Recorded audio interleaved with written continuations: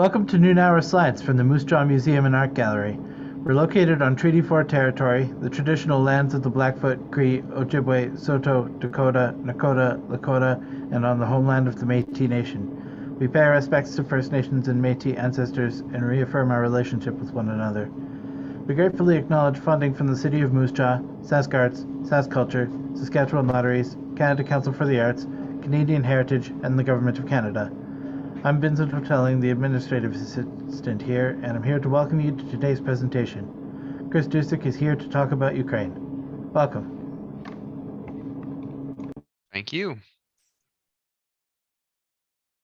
I'll start sharing this for now. I don't have a particularly filled out or massive presentation, but I can get started. So hi everyone, my name is Chris Dusyk. I'd like to before I start getting into anything, I'd like to just take a moment of silence as well for all the lives that have been lost in Ukraine so far during this violent invasion.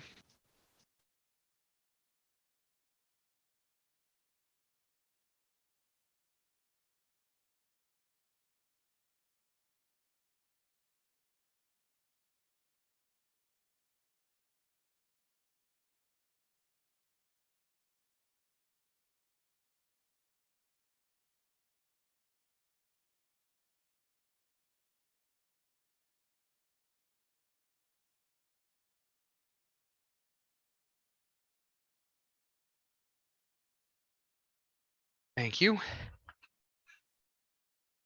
But moving on to something slightly less sad. So a little bit about myself. I don't know why this slide is in green when I present PowerPoint. Anyway, my name is Chris Dusyk. I've been a Ukrainian dancer for about 20 years altogether. I've danced with the Zapovit Ukrainian Folk Dance Ensemble, the Razum Ukrainian Dance Ensemble, and most recently the Zabutny Dance Company.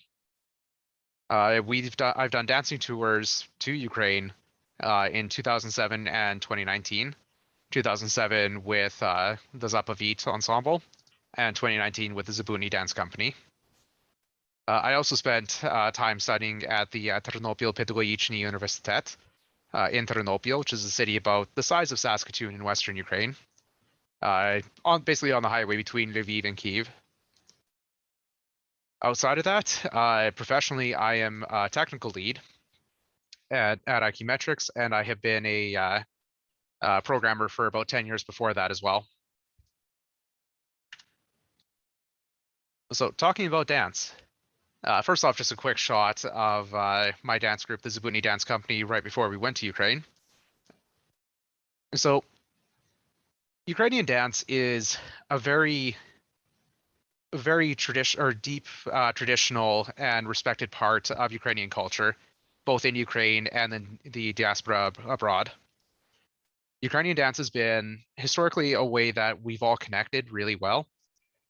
And it's always been a big part of our lives, particularly my generation's lives growing up. In fact, I think if you were to go around the prairies, you'd be hard pressed to find people who haven't been involved or touched by Ukrainian dance somewhere. Within Regina, we have a fair few number of groups, but we've always maintained a very good connections with each other, and there's always been a deep level of respect and care back and forth between groups. With that in mind, as you can see in here, we had a pretty good chunk of people right before we went on our 2019 tour. So that was a really good time. They always have the ebb and flow of people being involved and getting too old and injured. I no longer dance now as of a couple years ago, mainly because I've blown out every part of my body that I can. And as it turns out, those 20 years of dancing do add up pretty quickly. So I'm going to talk mostly about my most recent tour, which is in 2019. This is some big highlights from there. We performed at the International Ukrainian Dance and Culture Festival, mainly hosted in Lviv. This included 2 days of performances, one in Rynok Ploshta, the Rynok Square in Lviv, and then as well out at Shevchenky High, which is a a medieval monument just outside Lviv. This culminated with a large gala performance on the third night at the Lviv Opera House, which was that picture we saw right in the initial slide. It's a very, very beautiful building. We also performed with the Bukovinian Orchestra and Ensemble in Chernivtsi, which is a city into the Carpathian Mountains. That performance was quite an interesting one. It was in a smaller theater, probably about 200 years old in Chernivtsi. It was a joint performance with Bukovinian Ensemble, which was a really good time. We did a kind of an initial ramp up with them when we were all rehearsing and setting the stage earlier that day. And we had a lot of fun with them correcting some of our Bukovinian technique and them being, or us teaching them some of our other region techniques. Because typically when you have ensembles like this in Ukraine in regional areas, they tend to be very focused on that region's culture and that region's styling. So in this case, you have the Bukovinian stylings that they mainly work on. But groups here in Canada and abroad, we tend to focus on, or not focus on any one region, and we dance everything. Like I'm wearing a very Hopak Vyshyvanka, but if I had all my costumes, I would have Hutsol, I would have Bukovina, I would have Volhynia, Policia, and a whole bunch of different regions, lots of different stylings and colors. So it was a lot of fun getting to settle down and work with a group that's very focused on one specific style and one specific discipline of dance. And then it was good for them to, or it was exciting for them to work with us when we are well trained across many different stylings. It's always the same very ballet based bases, but you get different stylings depending on the region and different folk influences depending on the region. We also, near the end of the trip, performed and did a joint workshop with Nazbrachanka, our Ukrainian folk dance ensemble, which is actually our instructor's old group. Our instructors are Serhiy and Liana Zabutny, and they originally danced and instructed in Ukraine with Nazbrachanka. And so this was a really meaningful performance to do with them. They unfortunately didn't come on this tour themselves, but their son Maxim is one of our dancers and was there representing them. So it was a really meaningful performance to do, getting to work with our old instructors, friends and family, and getting a chance for Maxim to be involved with that and to work with people who really, really know and care about his parents. We also did a workshop with the Volyn ensemble in Lutsk.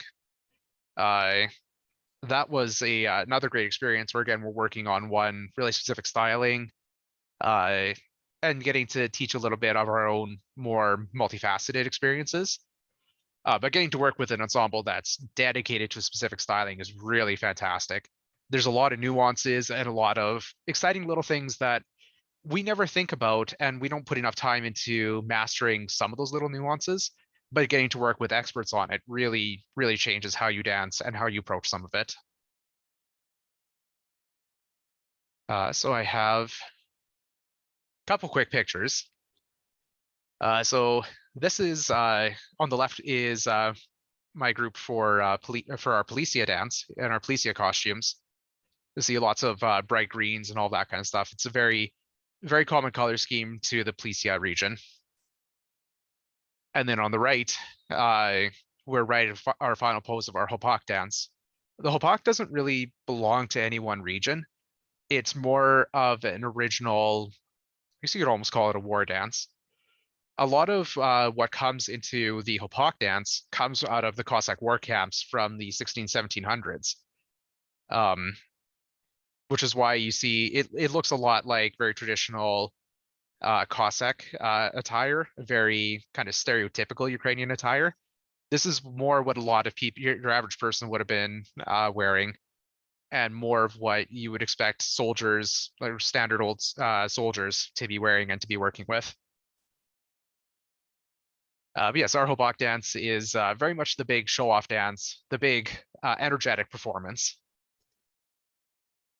And this picture on the right is from performing at the gala in the Lviv Opera House for that final night. Just got a few more pictures as well here. So again, just more of us performing at the Lviv Opera House. I have to say the experience of performing in a Renaissance era opera house in front of a crowd that really, really cares about what you're doing is an experience second to none. The energy you get from that kind of crowd, and anyone who's worked in the arts can attest to that energy you get from an excited crowd. It just gets multiplied tenfold when you're doing a performance like this. There's almost nothing that really competes with it. If you ever have the chance to go to Ukrainian dance performance with a big energetic crowd, I strongly recommend it. It is an incredible energy. I think some of the biggest highs that I would take out of these kinds of tours are really the workshops and the performances. The sightseeing and the tourism and meeting people, making friends, great parts of trips like this. But the getting to perform in front of these kinds of crowds and getting to connect with your heritage on a whole new level is really an incredible experience. I also strongly recommend for those of you with kids to consider putting them in Ukrainian dance, even if they're not Ukrainian. It's a great experience and it's a great community to be a part of. So so among the highs we have the workshops and getting to just perform and work with people who do this professionally. Groups here tend to be amateur to semi-professional. Like I've mainly danced at a semi-professional level for a lot of my life, where we do get paid to perform. We do perform at a lot of different things, but nothing on the level of professional dance like you will see with some of the ensembles in Ukraine. And so their experience, technique, and discipline is just so much stronger than ours that it's such a great experience to learn from people that dedicated and that good at it. It also really helps, I find, form a great connection with the dancing you're doing. When you feel that next level from these ensembles and you feel, or you work with them and feel how much they care about it and how much they care about you doing it well too, you really gain a new appreciation for what you're doing. And you really, you're able to elevate what you're doing quite a bit and really find that next level connection to your dancing. And as a result, also your performance gets much better too. Having that extra connection energy to your dancing when you perform just creates a new experience entirely for yourself.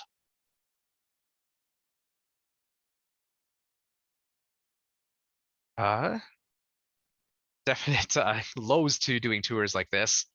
Man, does it get tiring some of those days. When we were performing in Lviv, for example, there were a number of outdoor performances that we were doing there, and it was hot. It was 37 degrees when we were performing in Rynok Ploshta in Lviv, outdoors in the sun. It was quite brutal. Yeah, that kind of outdoor dancing in the sun is very hard on our bodies, and we were hot and exhausted afterwards. I don't recommend doing that. The dance or the performance and workshop routines and schedules can be a little grueling, but what you take out of it is way more important than that. Yeah, I think next I'll talk just a little bit. I don't have any more good pictures, unfortunately, but I'll kind of touch on my 2007 tour as well. So back in 2007, when I just moved up to the Zapavit ensemble, we went on a tour as well. And I think that was truly one of the more life-defining moments for myself. We had a number of performances in smaller villages, way out of the way, not part of any of the big festivals or anything like that. And those were incredibly impactful and meaningful performances. We had our typical crowds at some of these would have been much older, average age, and would have gone through a lot or been touched by a lot of the more intense Russification programs of the Soviet Union, which spent a fair bit of time trying to eradicate some of the nuances of Ukrainian culture and Polish culture and Romanian culture and any of those former Soviet satellite states. there were a number, especially in the 50s and 60s, of they're called Russification programs to r make everything more Russian and eradicate as many of the other cultures within Ukraine, within Romania, within Belarus, within Georgia, Moldova, Poland, any of them, and turn everything into a homogenous Russia. Thankfully, that mostly failed. However, it does mean that there was a large impact to the culture that was available to people from those times. And so getting to perform our version that was preserved overseas in some of these small villages with these people who've gone through and been touched by those programs was an absolutely incredible experience. People felt incredibly connected to it and are incredibly appreciative of the dedication that we took to keep it alive and show off what we remember from our roots.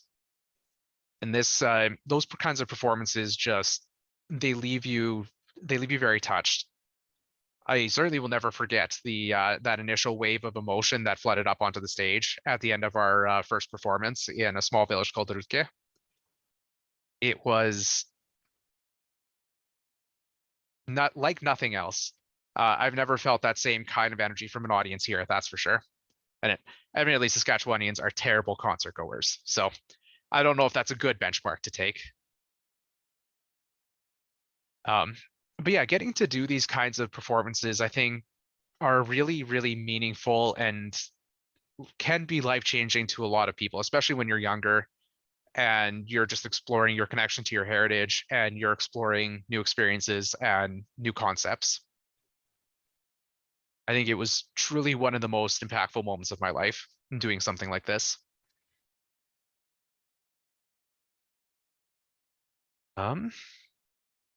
Yeah, another nice benefit of all of this too is you make friends going through all of this.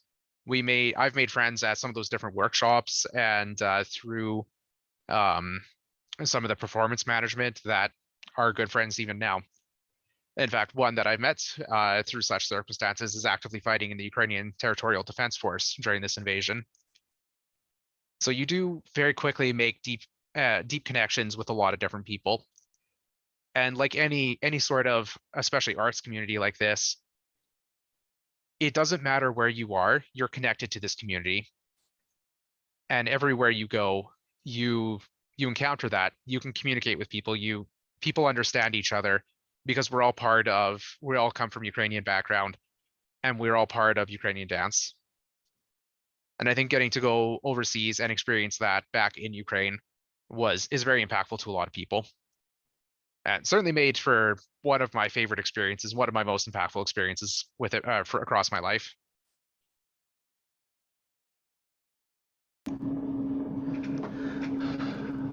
Well, I know the connection is really interesting between Canada and Ukraine because, like, I heard somewhat recently that there's even like a defined Canadian dialect of Ukrainian because of like keeping you go back there and try and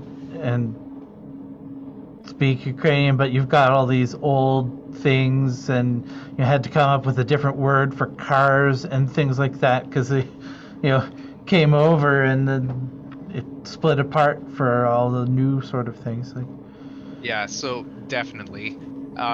Canadian Ukrainian is basically poor peasant Ukrainian from the villages from the early 1900s. So Canadians speak with a very, for lack of a better word, honestly, a very old hick Ukrainian accent and style. I personally have learned more of a modern Ukrainian because I didn't study Ukrainian as much in Canada. I did it through Ukraine. So I speak a much more modern Ukrainian, and the people I speak with speak a much more modern Ukrainian. But for example, my aunt, she speaks a very old Ukrainian or old Canadian Ukrainian and struggles to communicate with more recent immigrants as a result. The divide is pretty funny to watch. It's like watching Quebecois and Parisians try and communicate as well. I've got a chat question here. What's the landscape like in Ukraine? Very similar to Canada, actually. Just extremely condensed. Ukraine manages to pack in most of the Canadian landscape into the size of Manitoba. So Ukraine has fairly dramatic mountains, not as big as the Rockies, but still fairly large in the southwest for the Carpathian Mountains, which go on to very like rolling fields like you'd see across northern Alberta, northern Saskatchewan, or mid Alberta, mid Saskatchewan. So large rolling hills into farmland. The east is much more like Ontario, where you have a mixture of rocks and lakes and trees and a ton of industry. I've got chat open now too. Cities are dependingly modern. Kyiv and Lviv and Cherkasy are very modern cities. Even Zhytomyr is as well. But there are certainly, even within those much more modern cities, a ton of old and traditional buildings. It's pretty common to be walking around, say, Kyiv, for example, and you'll see like an ultra modern skyscraper beside a 20-year-old-ish skyscraper beside a building from the 1600s. And all of the major cities look like that. It's a big mixture of new ultra modern and things from hundreds of years ago. But rural tends to stay, for the most part, a lot older. When you're into the Carpathian Mountains especially, it tends to be a lot of old 17th and 18th century buildings. But then you get into some of the larger rural towns, and you'll see a lot of Soviet era buildings as well. There's definitely very distinct building styles there.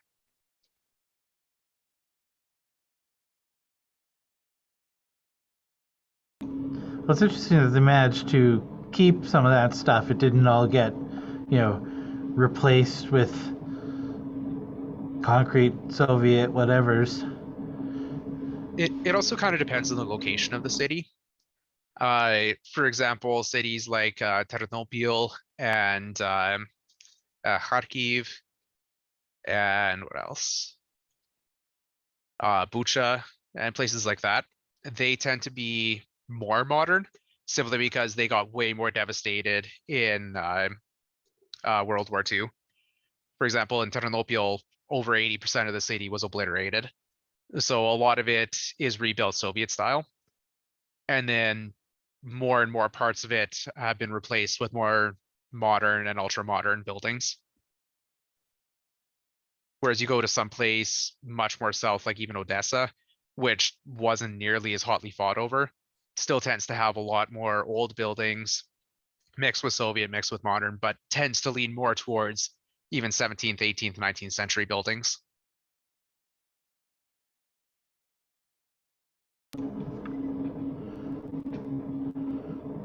And I see the next question in chat there as well.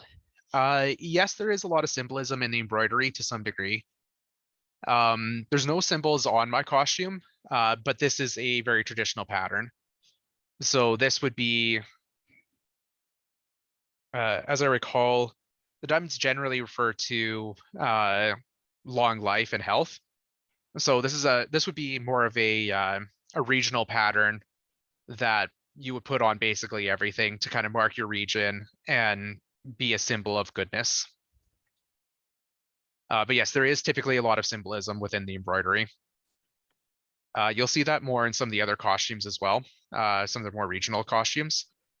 Bukovinian costumes, for example, have a lot of large flowers with specific color scheme to it.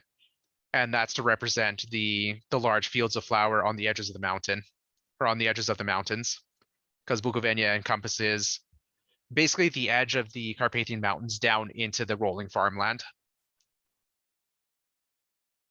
Particularly for a lot of symbolism as well, if you look at Pisanke, the Ukrainian Easter eggs, those are very heavily loaded up with symbols. You get a lot of different types of birds and things like that representing health and fertility. You have different things like wheat sheaves and oats. Those will represent bountiful harvests and health and things like that. There's no way I could get into all of it because there's a ton of symbolism there. both pagan and Christian. But yeah, there's a lot of symbolism within all of those.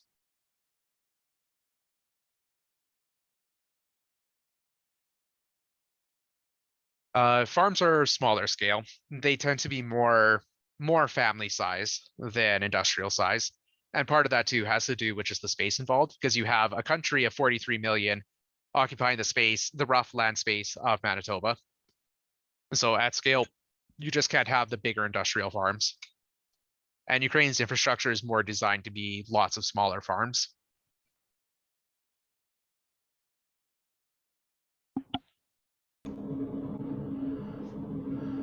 Is there like a special alternate version of Ukrainian food that we don't get in Canada, or do we get, pretty much the real deal? You get most of the real deal.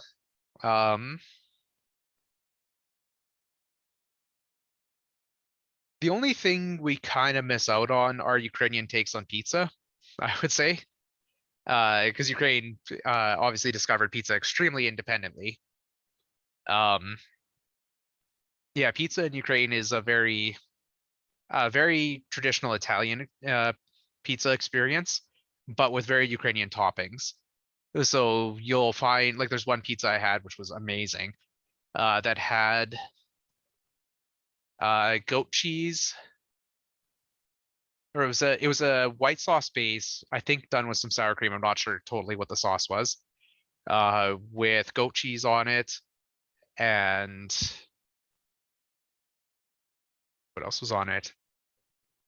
Corn, tomatoes, and bits of fried salo, which is fried lard, basically. It was very good.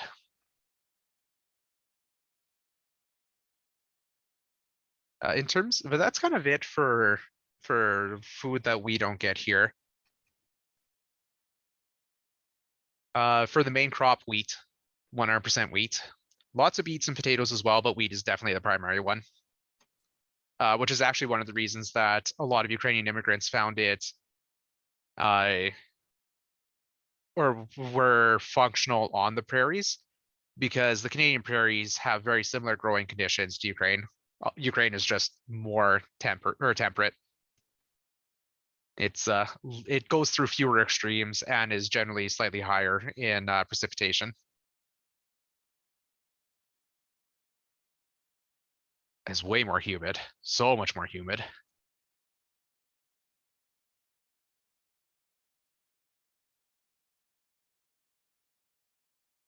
I think, yeah, and a lot of similar agricultural things have started happening in Ukraine, as have started happening here in terms of what we grow.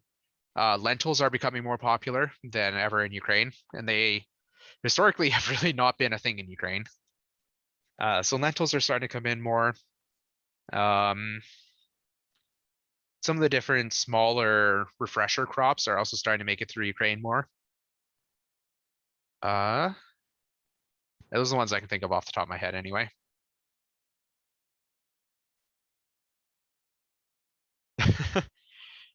Actually, hockey is not unpopular in Ukraine. It does get acknowledged, and the KHL is very popular in Eastern Europe, especially in the Czech Republic. So Ukraine's actually not, it knows hockey and is somewhat on board.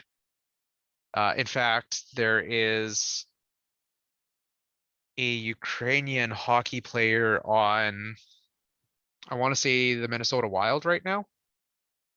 I can't remember off the top of my head, but there's a Ukrainian player in the NHL right now as well. But tend to be in the KHL. But for other sports involved, soccer. Soccer reigns supreme. There are 3 pro teams in Ukraine, and all of them have huge followings. I went to a Dynamo Kyiv game in 2011, and that was a huge turnout against, I think the Warsaw team. I can't remember for sure, but it was a Polish team. But yeah, that was a very, very energetic and well turned out sporting event. There's a player for the Ukrainian team called, what's his name, Petro Shevchenko, and everywhere you look, especially in Kyiv, you will see Shevchenko jerseys everywhere.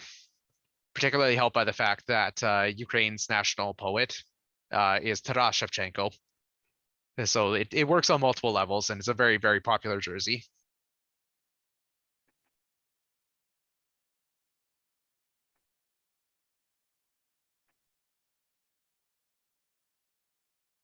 That's all I can think of for sports.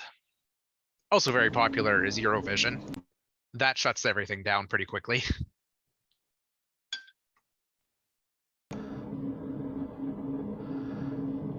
And they do love the Eurovision. Yes, there's no part of Europe that isn't on board with that.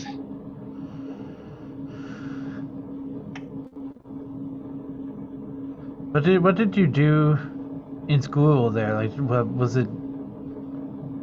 Well, what were you learning? I was studying language. It was basically an exchange program through the University of Saskatchewan. So I got language credits out of it, but more importantly, I was studying modern Ukrainian language while there, which was a very much an all-day sort of course.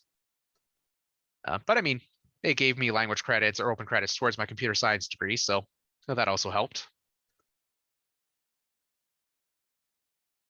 Yeah, that was a fun one. The university I attended was a half Soviet era building, half early 19th or late 19th century building.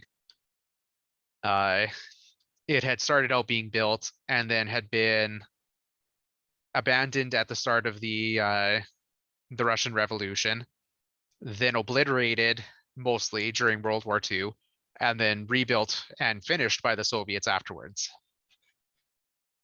It was a very strange building. It melded Soviet into much older or into Renaissance building very strangely. It's a weird experience. It also, the bathroom what kind of bathroom you had really depended on what floor you were on, which was also a pretty funny experience. But also true of the U of R, so I don't judge it much for that.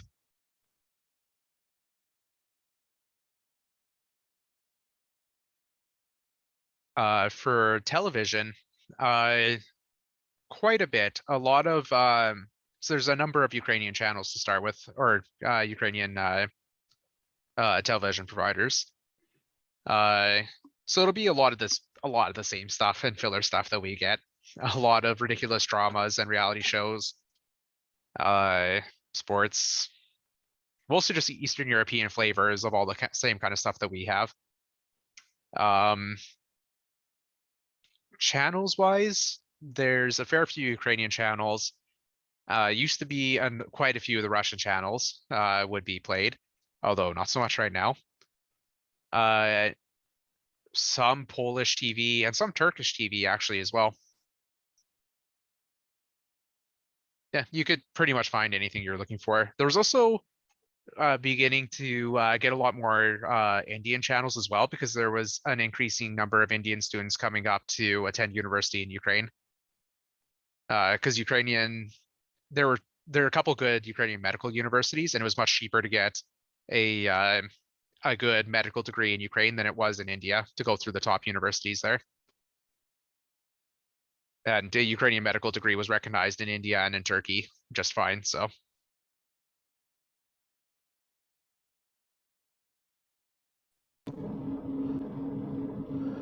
Well, wasn't the origin story of their president that Yes. he played a president on TV and then they voted for him? Basically.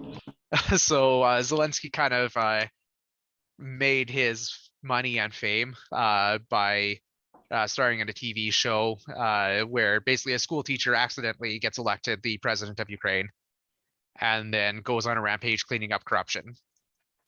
And then he promptly got, after the show ended, he got elected president of Ukraine on an anti-corruption platform. It was a very unexpected series of events, but kind of worked out. Did you study university in Kiev? In Ternopil. Whereabouts is that located? I'm just kind of looking on the map here. It's in Western Ukraine, just east of Lviv. Okay. Yeah, it's a city about the size of Saskatoon on the highway between Lviv and Kiev. Okay. So since all the craziness has happened over there, have you been in touch with some of your friends that you've Yep. met? Yeah, and two good friends of mine from Ukraine are both currently fighting in the Territorial Defense Force.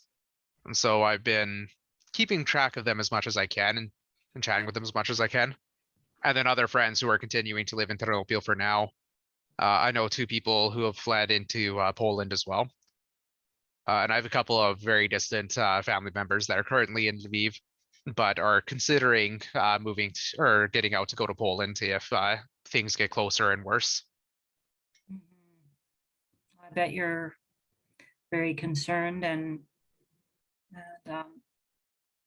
just praying and hoping for them. Thank you. It's not been easy for anyone. No. And the time that you spent there, I bet you're just kind of all those memories of those places that you've been to and all the pictures that you see now are just Yeah. horrifying. Yeah, that's been tough, and so much tougher for many people that I'm close with in the community here. Because, for example, our dance community in Regina has a huge gradient of people of how long you've been in Canada. You people that have been whose family have been here for basically since the start of Ukrainian immigration. I'm just a little bit past that. People who came in the Soviet waves, and then people who have come over in the past 10 years. So it's a big kind of community trauma right now. And there's a lot of people who are feeling it so much worse, and that's part of where we all come together to be together and support each other. Right. And when we start seeing some of the refugees coming over, have you heard of any family members and people wanting to come to Saskatchewan? Yeah, there are a few. Not out of my family members yet, but one of the families I'm close with within the dance group, they have basically they have siblings and their kids coming from a village just outside Kolomia, and they'll be staying here in Regina. Oh, And Mhm. yeah, and I also know a number of people within the community in Regina that are, well, across Saskatchewan, Manitoba, and Alberta especially, that have already volunteered to host Ukrainian refugee families. That's awesome. Yeah, we need to do more of that and fundraise and support Yep. people because they're coming with nothing. Yeah, there's I strongly recommend donating to the Canadian Red Cross Fund for it. That's been a huge humanitarian relief aid right there.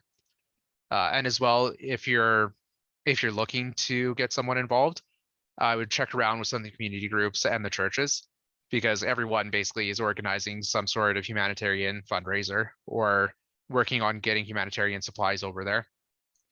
Mm-hmm. Yeah.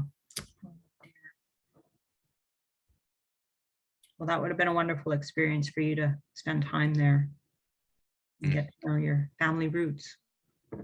Yeah, it was very good for that. And a lot of people, particularly of my generation here in Canada, grew up feeling very close to that. And it's kind of a funny kind of swing from our parents' generation, because our parents' generation kind of, it was during near the end of their prime within the Ukrainian dance community that you started to see the Anglo shift away from treating Slavs as second class. And so when my parents grew up, it was not okay to be Ukrainian outside of your community. You had to be more Anglo, or you weren't worth anything. Whereas for my generation, that attitude had switched, and being Ukrainian was cool, basically. So it gave us more of an opportunity to be able to connect to everything. And we picked up a lot of what our parents went through and flipped it, so that we're way more proud and way more open about our family heritage.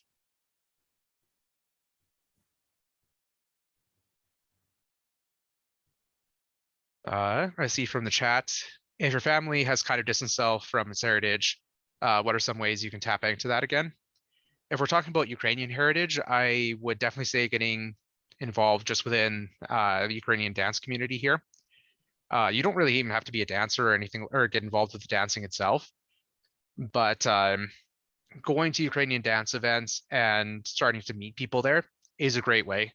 You'll have every mixture of Ukrainian you can think of at a lot of these events, and they always try to be very inclusive and welcoming events, no matter who you are or where you come from. I mean, for example, within the Zabuni Dance Company school, we have 2 Japanese families and a Filipino family. They have no connections to Ukraine or to Ukrainian culture, but they got involved as friends of friends, and they've become a very tight-knit part of our community now as well. And so really just getting involved and getting to know some of the dance community is a really good place to start there, because that is definitely one community that's very strong and sure of who it is. Yeah, I encourage you to check out the Zabuni Dance Company, Tavria, well, it's Poltava, kind of the 3 big ones. Communicating with any of them and just starting to getting to know people there will really help pull you back into Ukrainian culture, or get you involved with Ukrainian culture.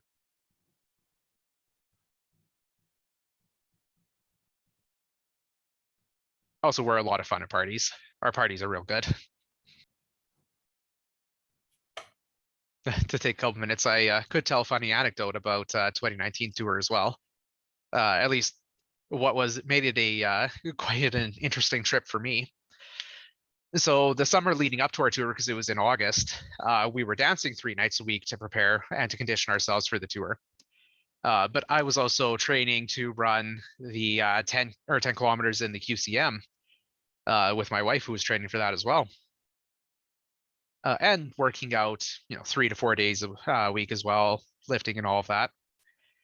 That was a lot of stress on my body. And during rehearsal, about 3 weeks before the tour, I managed to break a bone in my right foot, break a bone right in the arch of my foot. That was not a good time. So I went on that tour as was, with the broken bone and just a brace to try and hold it together and support it. The downside is that during our second performance in Chernivtsi, I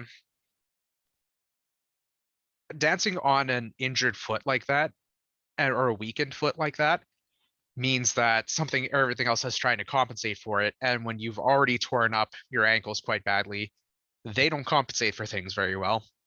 And so I quite badly blew out my right ankle again. This would have been, I think, the 4th major tear of something in it during the performance, because I was dancing on a broken foot. And yeah, that made the rest of the tour a challenge. I finished that performance and I did the final performance, but my foot and ankle were encased in what was basically a cast of medical tape for that final performance. In fact, I could probably find a good picture of what that looked like, because it was not pretty. I would very much not recommend doing that.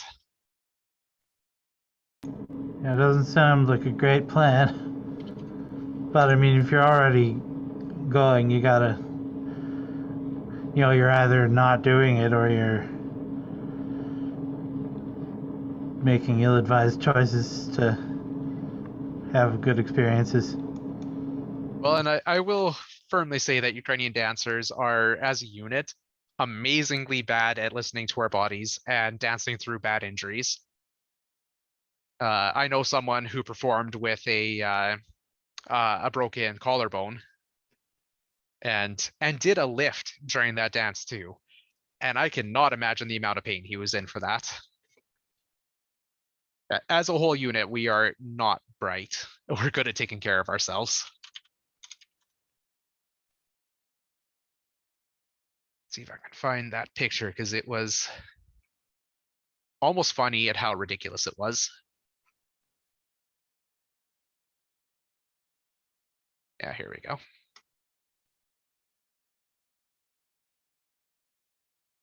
Thankfully, one of our dancers, Jess, in the picture, is a physiotherapist student at the time, and thus was well trained and equipped to wrap up my ankle and leg. Yeah, I was wrapped up and casted with with medical tape basically to get through that final performance.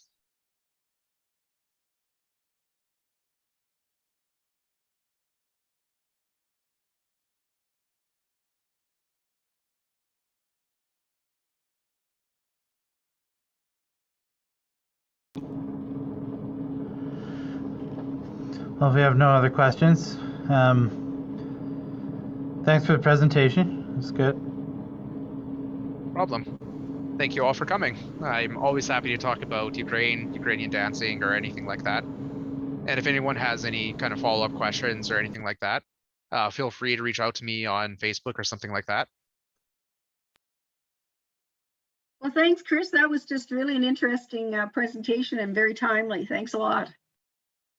Yeah, no problem.